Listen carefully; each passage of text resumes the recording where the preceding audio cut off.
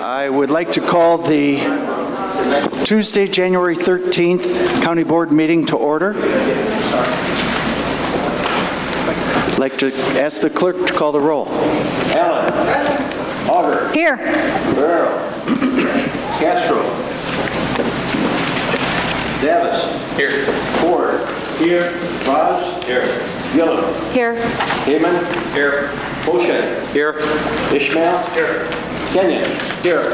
Kazar. Here. Leonard. Here. Lewis. Here. Martin. Here.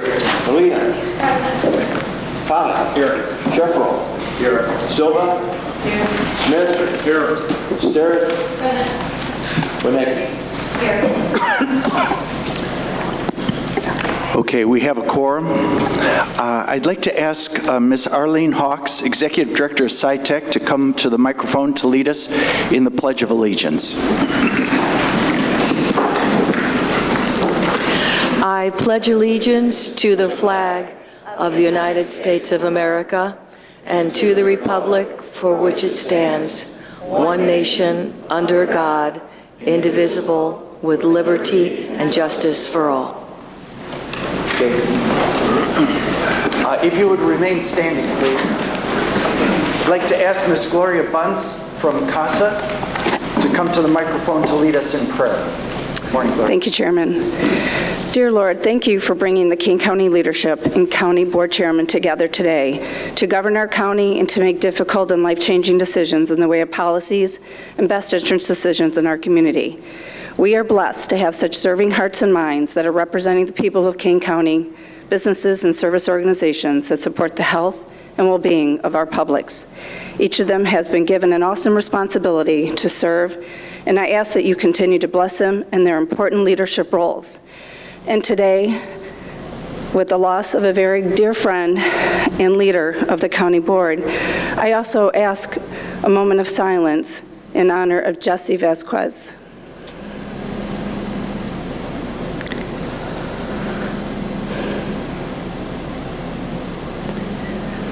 Amen. Amen.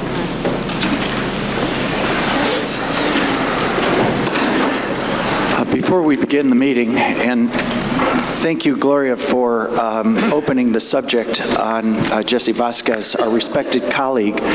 You know, there's a closeness in local government found nowhere else between those who serve and their constituents and among all of us. We are truly available to each other and deal with everyday challenges that we and our neighbors face. Paraphrasing what Lincoln said nearly 150 years ago to this day, with charity for all, with malice toward none, with firmness in the right as God gives us to see the right, let us strive to finish our work, to bind up wounds, to care for him who shall have borne the battle, and for his widow and orphan, to do all which may achieve and cherish just and lasting peace among our neighbors. One thing I know about Jesse is that he would want us to soldier on, being the proud Marine that he is.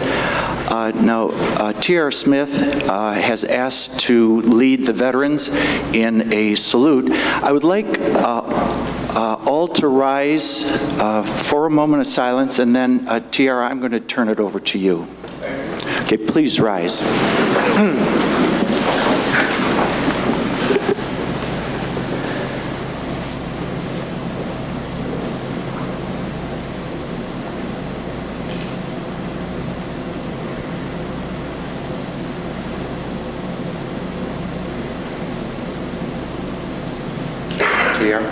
Would all the veterans please turn toward Jesse's desk?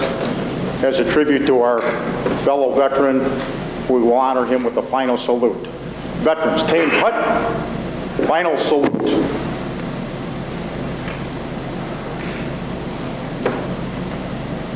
Two. Thank you, T.R. Please be seated.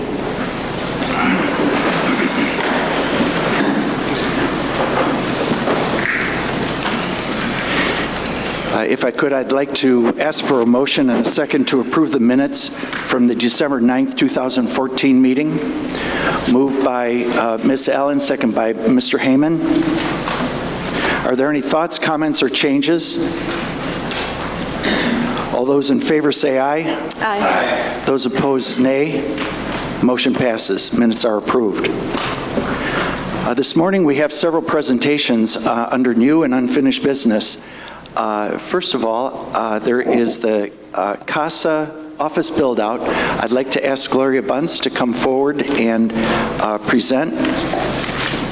discuss the CASA office build-out. And I believe that Don Biggs is also in the audience if there's need for backup also. Here. And Roger, thank you for your help.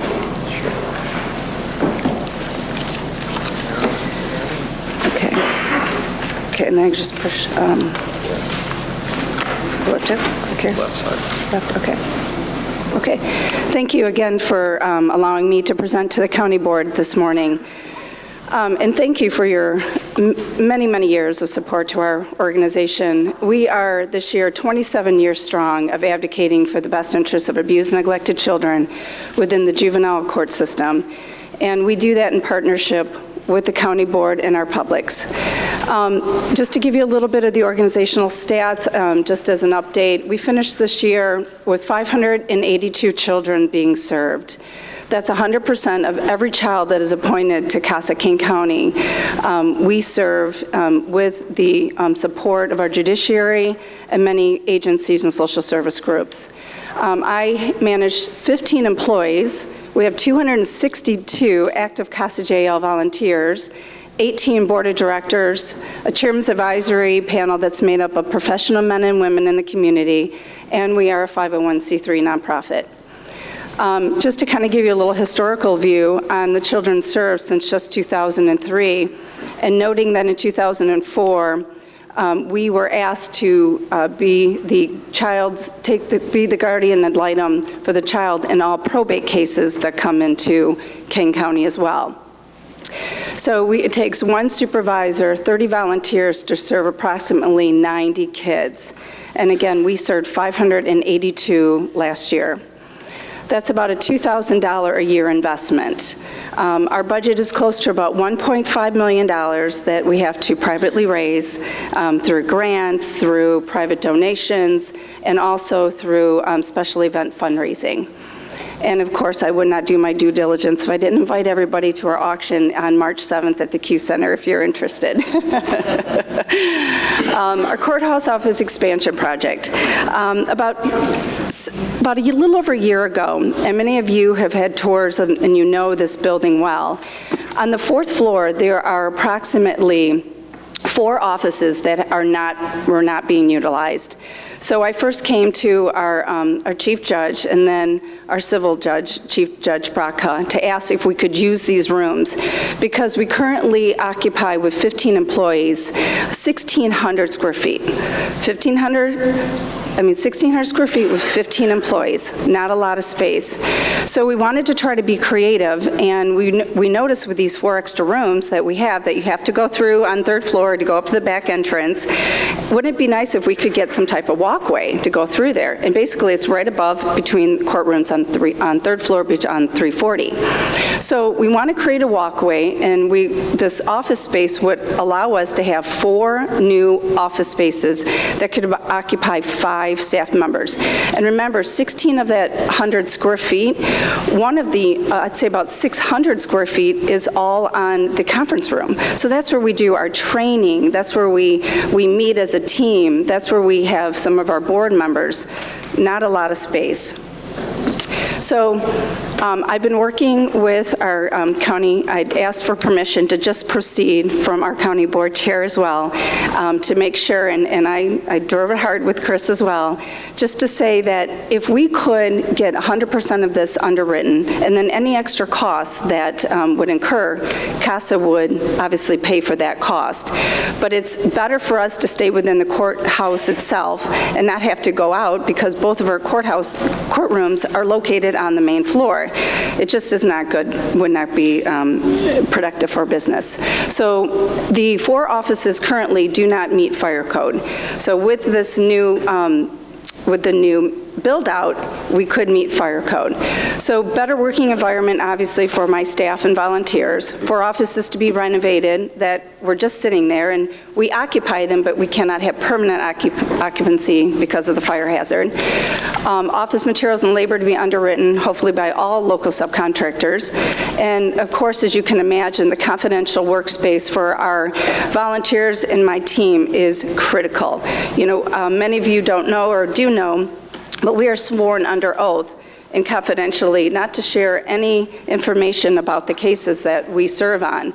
And, you know, we want to make sure that we are never putting ourselves at any risk and/or our children. So the new office space, again, I just put one draft up here, is being drafted and worked on, well, obviously designed by Cordigan and Clark. And Brian and Don here are with me to answer any questions that you might have. A project timeline, we're thinking about 4 to 6 weeks for completion. Hours would have to be between 6 to 2 a.m., and of course, managed by Cordigan and Clark. The cost to be underwritten by CASA, obviously, and hopefully the subcontractors. Roughly, it's a little over $500,000. Labor and materials, and then of course, CASA would absorb the remaining costs that we could not get underwritten. So this list of names are the supporters that we have sent a formal proposal to, and hopefully after this week, and if we get the go-ahead to move forward with this, then these are the organizations that we also, CASA, has relationships with that we want to help get their support in helping our program. Again, I think that this kind of stands alone, but the project benefits, obviously we received the new office spaces to add to our 1,600 working space. Courthouse gets a new corridor at no cost to taxpayers. All subcontractors receive a charitable tax write-off. Confidentiality is preserved and in the forefront of all the children that we are appointed to by the 16th Judiciary. And CASA continues to collaborate with our Judiciary County Board and other service organizations within Kane County. And if you have any questions.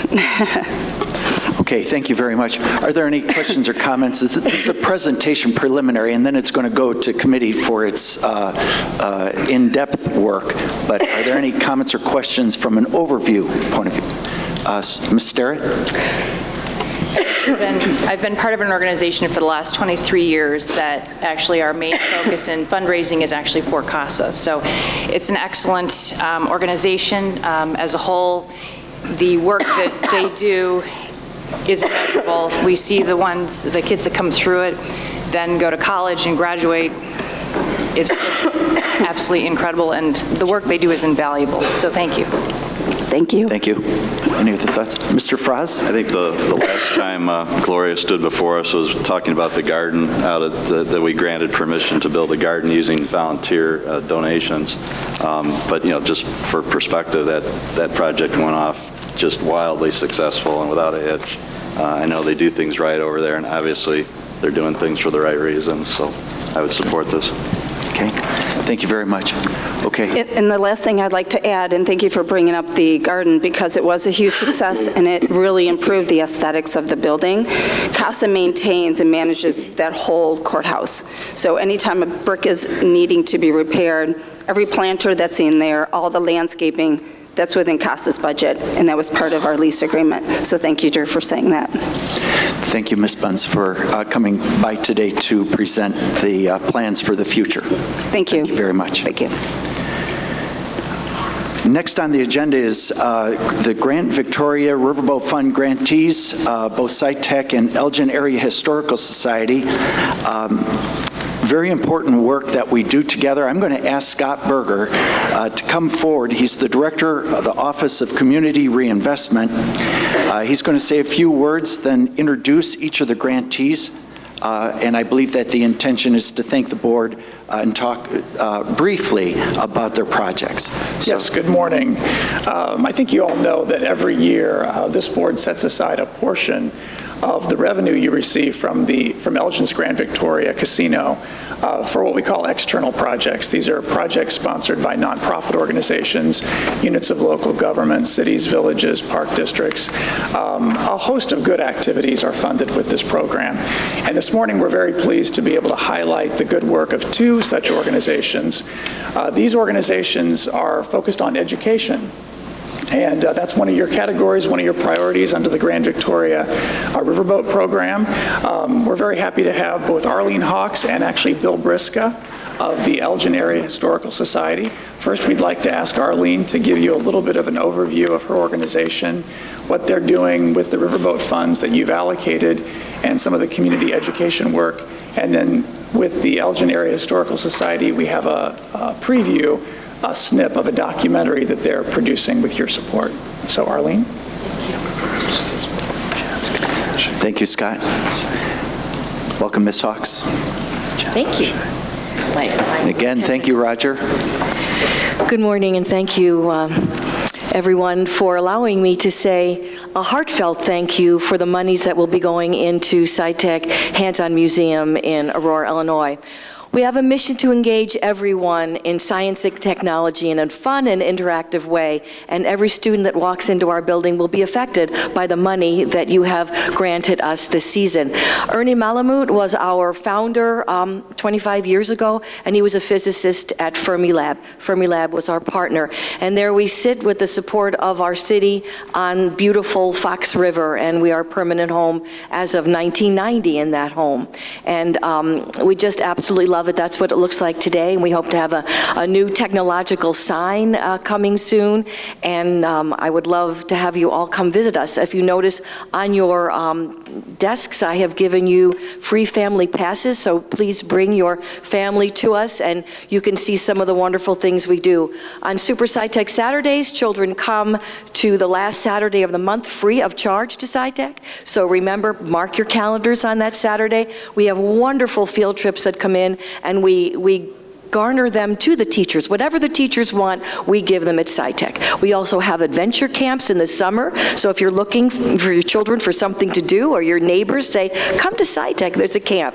We have volunteers of all kinds, and the gentleman in the middle, who is 87 years old, is a retiree from Argonne, and Dale is just amazing to have on board. We also have an academy at SciTech. We teach STEM to 3 through 6-year-olds every morning, a full curriculum, and your money actually will help everything that they learn. Now, the future is coming because of you. We have no sustainability at SciTech. So if it doesn't come through the door, we don't get the money to do the upgrades. So your wonderful contribution to our upgrades is going to make quite a difference in our building. And when they're all done, we're going to invite you all over and to see each one of them, because we love that. We're doing lobby and entrance redoing, and the Juvenile Protective Association has been very kind to us also. And again, every organization that puts money in to us, we give back to the community in education. Dunham has always been right there by our side, and we appreciate everything that they have done for us also. We have the first phase. Now, if you haven't played with this Imagination Playground, it is a hoot. You need to come and play and engineer things, and there's not a child that doesn't come in that loves to work with that. We have a new destination space coming in, where we have a planetarium for the first time at SciTech. They tried to do an outdoor one at one year, but now this is the new one coming.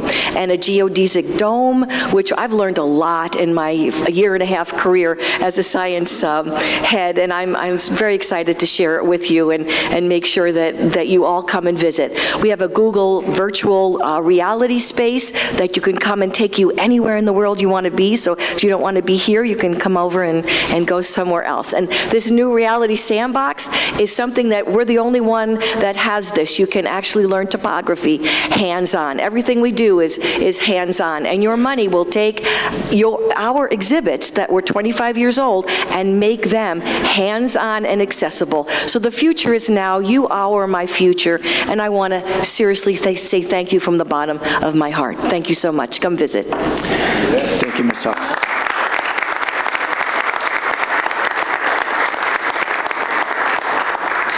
Mr. Berger? Next, we have Mr. Bill Briska, Elgin Area Historical Society. Good morning. Thank you, Deborah. The Elgin Area Historical Society, which operates the Elgin History Museum, our mission is to acquire, preserve, and interpret the legacy of our communities.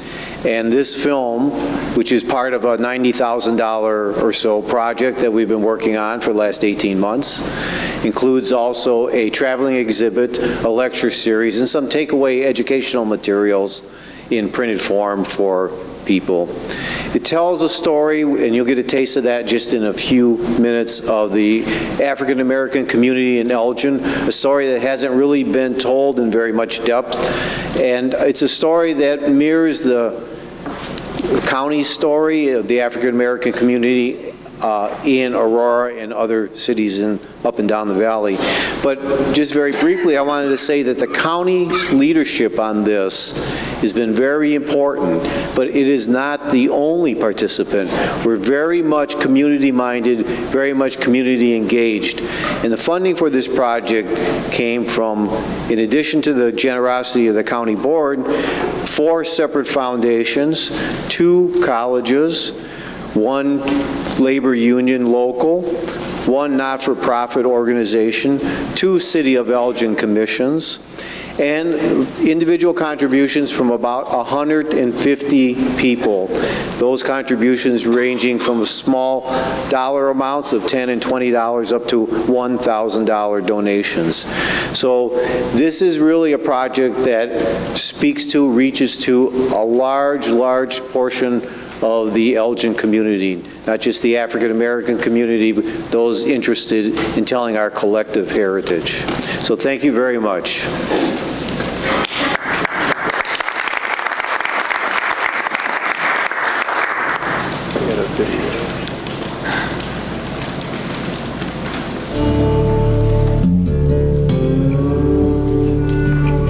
People have this idea, this sort of false notion about the Underground Railroad, that it was a series of tunnels or hidey holes or trapdoors from places in the South all the way up to Canada. And that's not exactly what they mean by Underground Railroad. Enslaved people were considered property, particularly after the Fugitive Slave Act of 1850. There were really very punitive provisions for anyone who assisted a person to escape from slavery. And the first chance he or she gets to get away from that plantation, they're gone, and the best chance they get to do this is when a Union Army marches by. They just wandered off. There was no one to stop them. So on the roads, there were just thousands of wandering slaves going to the Union lines, the Union camp there. The first contraband, as they were labeled, came to Cairo in the summer, late spring and early summer of 1861. It became a big issue by 1862 because there were so many. There were thousands of contraband located here in Cairo in the contraband camps. So lots of contraband left Cairo. The government found them jobs in many cases. And those contraband that left Cairo left on the Illinois Central. This is where the Illinois Central came through. And this was a passenger depot. White passengers would have gotten onto the trains here on passenger cars. Contraband would have more than likely gotten onto boxcars or freight cars. So the 110 that went from Cairo, the contraband camp, north to Elgin, this was where they embarked from. In fact, you can still see under the pavement in some places the Illinois Central rails are still exposed. We're standing at the corner of Symphony Way and Douglas Avenue in Elgin. These streets were originally North Street and Mill Street. It was on the same spot on the same date, Wednesday, October 15th, 1862, 152 years ago to the day, the contraband train arrived in Elgin with 110 contrabands or former slaves. There were 5 men, 28 women, and 77 children, and they arrived on 2 boxcars. And this house is the home of the Jake Downs Sr. family. Now, the first Downs to come to Elgin was Benjamin Downs. He arrived here in 1881. Benjamin Downs was a slave on the Churchill and Downs plantation near Baltimore. Benjamin Downs, he was my grandfather. He was my dad's father, yeah. The same one that you see at the museum in that picture of the baptism. That's him in the bowler hat.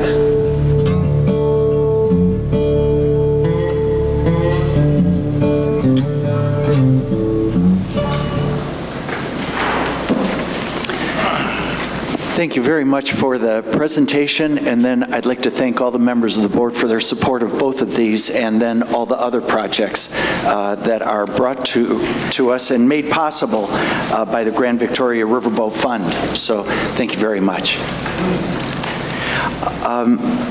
Let's see, as far as the Chairman's short program, because we have an extended executive session later on, I'm going to defer the time this month. Before we go to the zoning petitions, are there any speakers who would like to address any of the agenda items? Is there anyone who would like to come forward to speak? Okay, if not, we'll go to the zoning petitions. We have 4 today. I'd like to ask the Development Committee Chairman, Kurt Kozark, to discuss and make a motion to approve each of the zoning petitions. Thank you, and good morning, Mr. Chairman. The first petition we have before us is 4330. It is put forth by Carol Duchesne. It's rezoning from an F district farming to F1 district rural residential. Passed Development Committee, Zoning Board, as well as staff approval. I'd like to move that petition. Moved by Mr. Kozark, second by Mr. Heyman. Any thoughts, comments, questions? Mr. Fraz? This is in my district, and of course I'm on the Development Committee also, but totally fits the trend and character of the neighborhood out there. Is a large rural lot being developed at the end of a dead-end road. Should be fine. Okay. Then, if there are no questions, I'd like to ask the clerk to call the roll. Ellen? Auger? Yes. Ferrero? Yes. Castro, absent. Davis? Yes. Ford? Yes. Frost? Yes. Gillum? Yes. Heyman? Yes. O'Shea? Yes. Ismail? Yes. Kenny? Yes. Kozark? Yes. Leonard? Yes. Lewis? Yes. Martin? Yes. Molina? Pollock? Yes. Sheffro? Yes. Silva? Smith? Yes. Sterrett? Aye. Winnicki? Yes. Okay, the motion passes. Next. Thank you. The next petition, 4331, is located in Batavia Township. It's put forth by J&M Partnership. It is proposing to establish an E2 district to state residential. Approved by staff, the zoning board, as well as development committee, and I'll make that motion. Okay, so moved by Mr. Kozark, second by Ms. Sterrett. Any thoughts, questions, comments? Ms. Allen? May I just ask, are there a certain number of estates planned for this property, and are there any issues having to do with, I'm noticing that there's quite a bit of development here, so are there issues with water runoff, and movement of water across the property? Mr. Kozark? It was discussed in development. We found none of those to be issues this time. Staff is here as well as the attorney for the petitioner. They could answer any other questions you may have. Do we know how many lots we're planning here? Okay, could we have perhaps the attorney for the petitioner to come forward to answer the Good morning. My name is Jim Cook. I'm the attorney for the petitioner. In this case, there are only 2 lots. Okay, thank you. Okay. And to answer the engineering, or actually the water question you had, the property is being fully engineered and consistent with all the requirements of the county as far as the stormwater runoff, et cetera. Okay? Thank you. Okay, Mr. Fraz?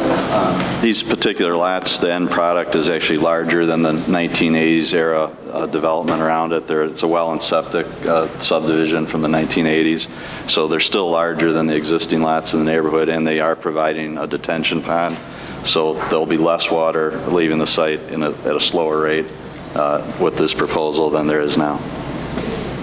Okay, thank you very much. Thank you, Mr. Cook. Okay. We have a motion and a second. I'd like to ask the clerk to call the roll.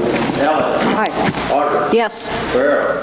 Davis. Yes. Ford. Yes. Fries. Yes. Gillum. Yes. Heyman. Yes. O'Shea. Yes. Ishmael. Yes. Kenyon. Yes. Kazari. Yes. Leonard. Yes. Lewis. Yes. Martin.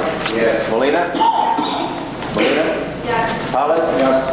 Sheffro. Yes. Silva. Yes. Smith. Yes. Sterrett. Aye. Winnecki. Yes. Okay, the motion passes. Next petition. Petition 4332 is located in Geneva Township. It is put forth by New Day Investment LLC. It is proposing a special use for auto sales. The petition has passed staff approval, zoning board, as well as development committee, and I'll make that motion. Okay, so moved by Mr. Kozarek, second by Ms. Sterrett. Any questions or comments? If not, I'd like to ask the clerk to call the roll. Allen. Aye. Auger. Yes. Ferrero. Yes. Davis. Yes. Ford. Yes. Fries. Yes. Gillum. Yes. Heyman. Yes. O'Shea. Yes. Ishmael. Yes. Kenyon. Yes. Kazari. Yes. Leonard. Yes. Lewis. Yes. Martin. Yes. Molina. Pollock. Yes. Sheffro. Yes. Silva. Yes. Silva, yes. Smith. Yes. Sterrett. Aye. Winnecki. Yes. Okay, the motion passes.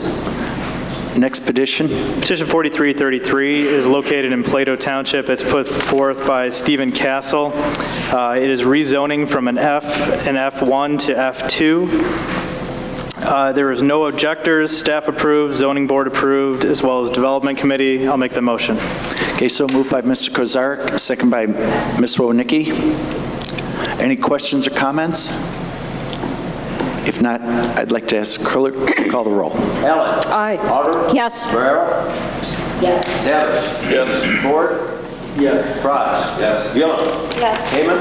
Yes. O'Shea. Yes. Ishmael. Yes. Kenyon. Yes. Kazari. Yes. Leonard. Yes. Lewis. Yes. Martin. Yes. Molina. Pollock. Sheffro. Yes. Silva. Smith. Yes. Sterrett. Aye. Winnecki. Yes. Okay, the motion passes. Thank you very much, Mr. Kozarek. Okay, next on the agenda, under resolutions and ordinances, is the consent agenda.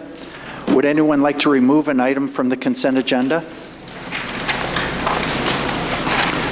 Mr. Lewis? Thank you, Mr. Chairman. I'd like to remove 15-08.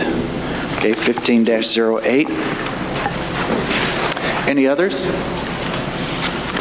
Okay, if not, I'd like to ask for a motion and a second to approve the consent agenda with the exception of number 15-08.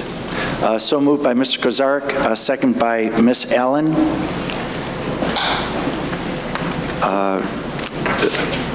Clerk, please call the roll. Allen. Aye. Auger. Yes. Ferrero. Davis. Yes. Ford. Yes. Fries. Yes. Gillum. Yes. Heyman. Yes. O'Shea. Yes. Ishmael. Yes. Kenyon. Yes. Kazari. Yes. Leonard. Yes. Lewis. Yes. Martin. Yes. Molina. Pollock. Yes. Sheffro. Yes. Silva. Yes. Smith. Yes. Sterrett. Yes. Winnecki. Yes. Okay, the motion passes. Now we'll go to number 1508. May I have a motion and a second to approve the resolution? So moved by Mr. Fraz, second by Mr. Kozarek. And I think I'll turn it over to Mr. Lewis. Chairman, the reason I removed this from the consent agenda is because I'd just like to bring to the attention of the board some details in regards to this resolution. This resolution proposes an intersection on I-90. And Roger, I wonder if you might be able to bring up a few pictures. I took the liberty to travel to the intersection of Briar Hill Road and the 90, and this is a picture of Briar Hill Road. I'm standing on the bridge, and I am looking to the south. And this Briar Hill, this particular section of Briar Hill Road is about 2 miles long. And could you take the next picture, please? This is I am on the on-ramp at Highway 20. And this on-ramp is 1.2 miles from the Briar Hill Bridge. It's 1.2 miles to the west. And as you can see on this picture, Highway 20 is marked because I'm on the on-ramp, and I'm facing east, and there's a sign there that says the Highway 47 intersection is 4 miles away. And what's being proposed in this resolution is to spend $300,000 of engineering in anticipation of federal and state funds to build a major intersection within 1.5 miles of an existing intersection. May I have another picture, please? This is looking to the west on the Briar Hill Bridge, and the Highway 20 intersection is just a little bit over the hill there. In fact, you can see there's a empty advertisement sign there to the north side. So my point is that we have fiduciary responsibility to invest and make decisions in regards to the funds that we have available to us. And I do not believe that this is a good use of those funds. Thank you. Thank you very much, Mr. Lewis. Mr. Kozarek, thank you. Sure. I'm going to speak in favor of this, actually, because it's pretty close to my district. I believe it's actually in TRs. But if you continue to go down I-90 eastbound, you're going to hit Randall Road. Randall Road is the next intersection. The intersection after that is Route 31. Those are less than a mile apart. They were constructed because of the heavy use and the heavy transportation, or the heavy amount of traffic that goes on, navigates both roads. Randall Road was much more recent than Route 31. If you continue another 2-3 miles down the road, you're going to catch Route 25, which is going to be another intersection. These are all done in anticipation of the amount of traffic that is navigable on those roads. Now, Briar Hill, which is being pointed out, that section is, the reason that this is being investigated, the $300,000, is because there is a substantial development that is going in right off of Briar Hill. So rather than have the new residential, the new industrial, and all that navigate on our county roads, I think a $300,000 investment to create that on-ramp and save us millions in maintenance over the next several years down the line is a very, very frugal and worthwhile way to go. So I am gladly in support of investing $300,000 to save millions down the line. Thank you. Okay, are there any other thoughts or comments? Mr. Smith? This is my district, Mr. Chairman, and as you once said, we are all generalists. And on this specific topic, I consider myself a generalist. However, we do have staff people that are considered experts. And I would ask Mr. Shadle, the director of KDOT, to come up and address Mr. Lewis's concerns. Okay. Mr. Shadle?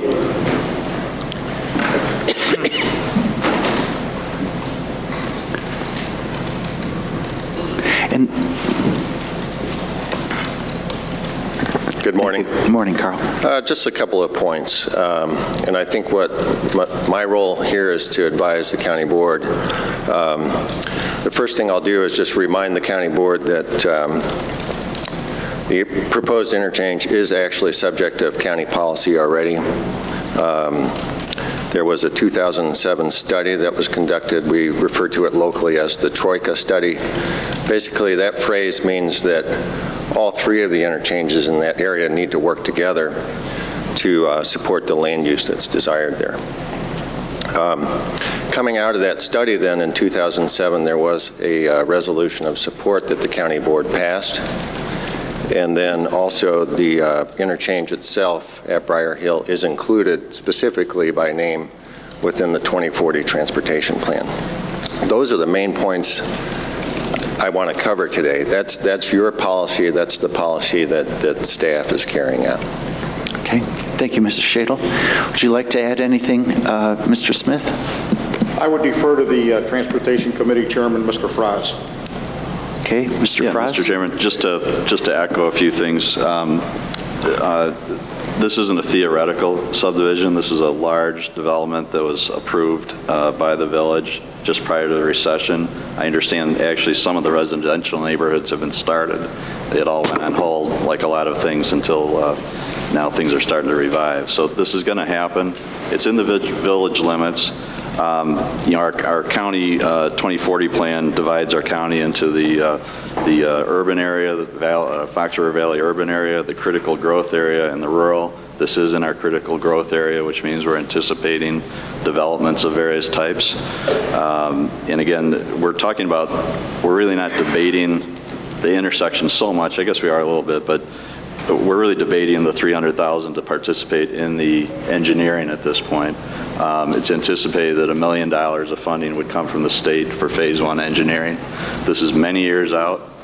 Transportation feels that it's our duty to plan for the future and be ready when it happens, when development happens. So this did pass transportation unanimously. We did attach that last line that this does not indicate that we will participate in any more funding in the future. To quote, the county is not committed to any future construction participation, and we would certainly like to see discussions be held with McHenry County as well as the developers as far as future funding. So the issue today is a $300,000 contribution for engineering, and we looked at that as a good investment. Passed Transportation Committee and Executive Committee unanimously. Thank you. Do I understand correctly that the $300,000 will only be committed if the state of Illinois puts in their $1 million? Yeah, it's subject to. Subject to, okay. Mr.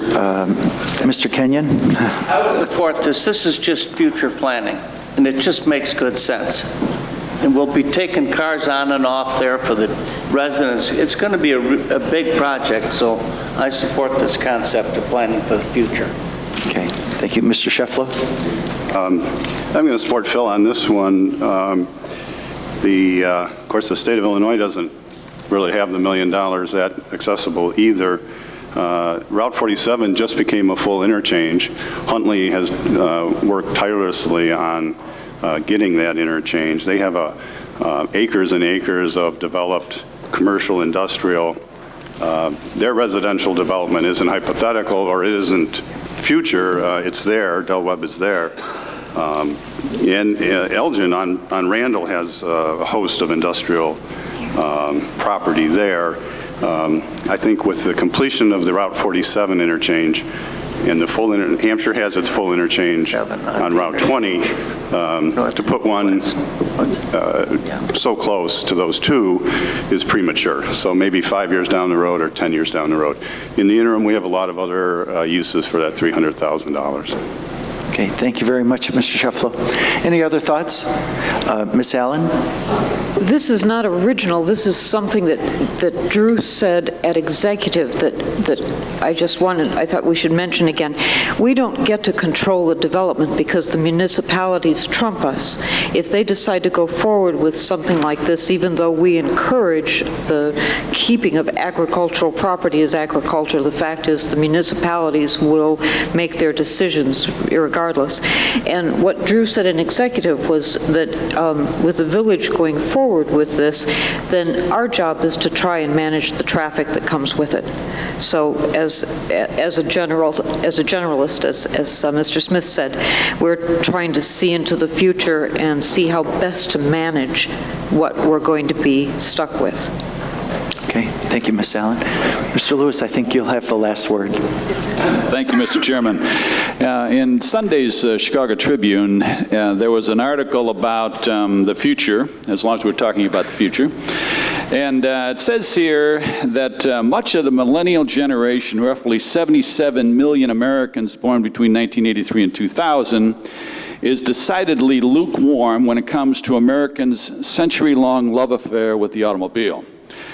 They appear to prefer biking, walking, taking mass transit, and sharing cars, exhibiting behavior that could have a profound effect on transportation and land use policies.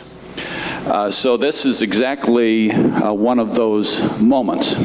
And so I would ask this board to vote no on this resolution. Thank you. Okay, thank you. We have the motion and the second. Ask the clerk to call the roll. Allen. Martin. Yes. Ferrero. Yes. Davis. Yes. Ford. Yes. Franz. Yes. Gilliam. Yes. Heyman. Yes. O'Shea. Yes. Ismail. Yes. Kenyon. Yes. Kazari. Yes. Leonard. Yes. Lewis. No. Molina. Yes. Fowler. Yes. Jeffro. No. Silva. Yes. Smith. Yes. Sterry. Yes. That was a yes, sorry. I was Yes. Okay, the motion passes. You forgot Martin. Oh, I'm sorry. Yes. Apologize. Thank you, Mr. Martin. Okay, the motion passes. Okay, next on the agenda is the election of County Board Vice Chairman. I'd like to open the floor for nominations for Kane County Board Vice Chairman. Mr. Smith? Mr. Chairman, I would like to nominate Drew Fry as the County Board Executive Vice Chairman. He has currently been serving as the Executive Vice Chairman, and even though our Chairman has made 99% of our meetings when Mr. Fry has been asked to take his place, he has done an exemplary job. And some would say an even better job. I'd be one of them. Are there any other nominations for Kane County Board Vice Chairman? So a second. Yeah. Okay. If not, we have several people who would like to second. I think Mr. Hoshite and also Mr. Heyman. I don't know if that's necessary, but if there are no other nominations for Vice Chairman, I'd like to ask for a motion and a second to close nominations. Moved by Mr. Kenyon, second by Mr. Leonard. I would like to add that we cast a unanimous ballot. Move we close it and cast a unanimous ballot. Okay, were you the person who moved? Okay, so that'd be the motion. Would there be a second to the motion? That's, I think Mr. Ford got his hand up first. So the second is Mr. Ford. So, and we have there's one person, so let's see. Is there any discussion on the nominations? Or on the nomination? Okay, let's see. We have the motion and the second for unanimous. I guess all those in favor say aye. Aye. Those opposed, nay. That was nice, very neatly done. Yes. So I'd like to congratulate Mr. Fraz as our new Kane County Board Vice Chairman for the next 2 years.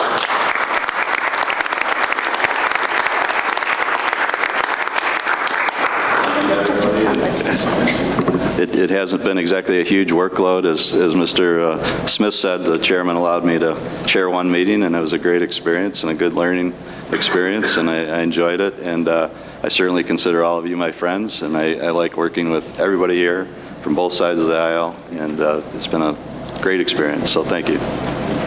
Thank you. Thank you to the board.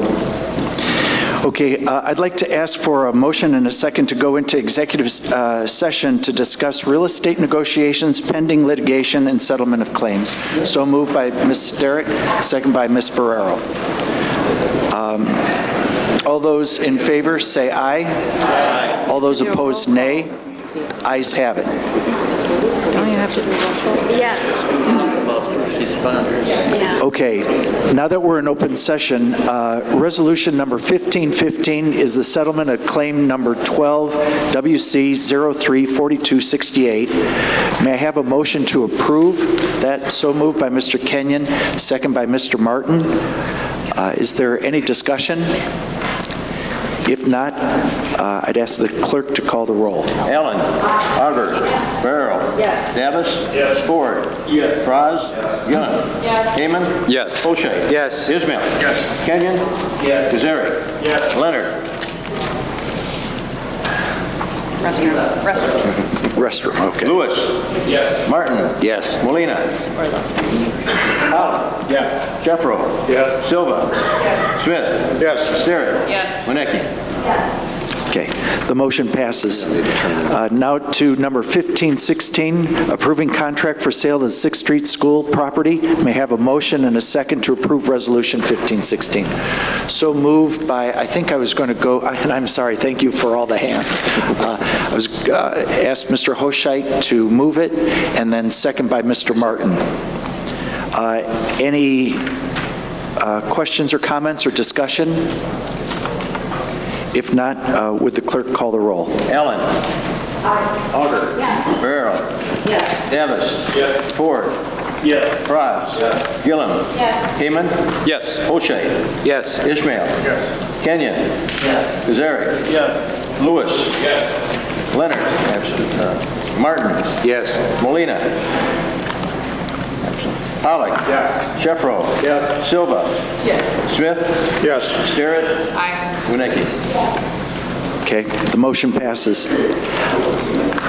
Would anyone like to, second to the end, any speakers on non-agenda items? Would anyone like to speak on a non-agenda item? Chairman. Just for the board, for the photos for the website. So I don't know if any of you are planning on that. The photographer is there and ready if you would like to get a photo taken for the county website or for purposes of the board. So it's just a reminder. I just, Ms. Wodnicki? Thank you, Mr. Chairman Lawson. Could you introduce your new helper that took Mitzi's Sure, place? absolutely. I was planning on doing that at the next meeting. He started yesterday, but he's here with us today. So as many of you are aware, Mitzi Strike decided to take a new position with the King County Sheriff, Don Kramer's office. And in transition, we spent the last 3 weeks working on trying to find a replacement to come in and start those responsibilities and meet with the board members. So we do have Blair Peters. Blair will be stepping in to work with us and the county board. We're trying to acclimate him and get him started over the next couple of weeks, but we'll be setting up time to discuss and meet with each of you to talk about support and how we're going to go about handling the meetings. So thanks. Thank you. Okay. Thank you, Mr. Feinstein. Other questions or comments?